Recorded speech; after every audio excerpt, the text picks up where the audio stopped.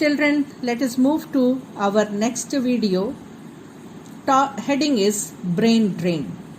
Brain drain when the educated population leaves a country, then it is called brain drain. The causes of brain drain can be classified into push factors and pull factors. Push factors are the features of less developed countries that force intelligent and talented people to migrate to the developed nations. They are lack of employment opportunities or high paid jobs. As country like India is not able to give good amount of salary, so people, they are forced to leave their country and settle in other developed nations. Lack of research facilities and funds.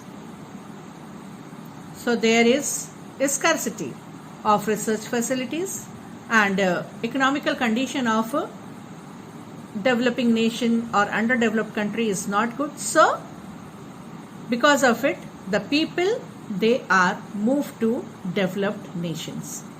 Discrimination in employment and lack of freedom to work. Poor working condition. Low standard of living. Political and social instability.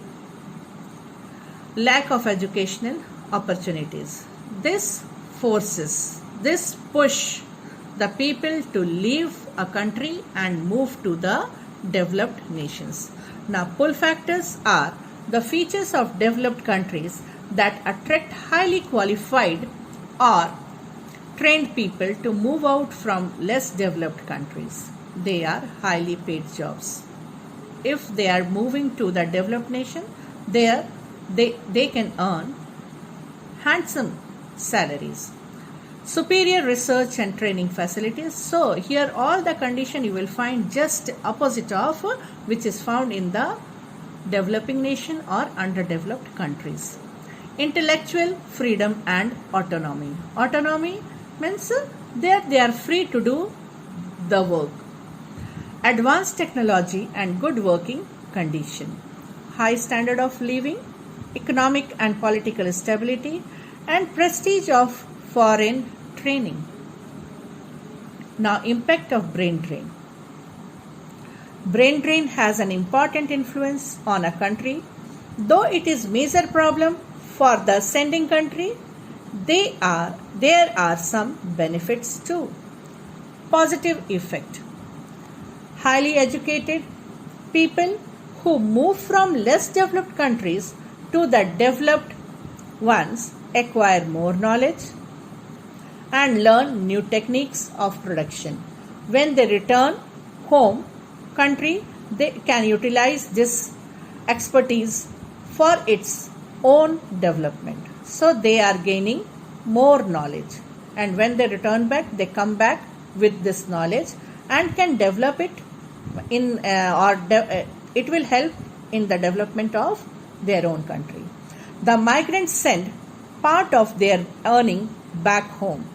This contributes to household earnings, which in turn enhance the economic growth of the country. So whatever they earn in that foreign land, it will be sent to their family members, and in this way the economic growth of the country is developed or improves. Negative impact. Most of the highly educated and trained people leave the country and contribute their knowledge and skills for the benefit of other countries. So here the negative impact is all the technocrats or the trained and educated people, when they leave their country, they give their service to other countries, not to their own country. So the benefit of their skill is given to other countries. So this is the biggest negative impact of the brain drain. The home country faces shortage of skilled labor and loss of innovative ideas. All the investments in education goes west and poor countries lose their potential leaders. Loss of tax revenue and critical health and educational services are also the negative impact of brain drain. So, in this way, we complete this chapter.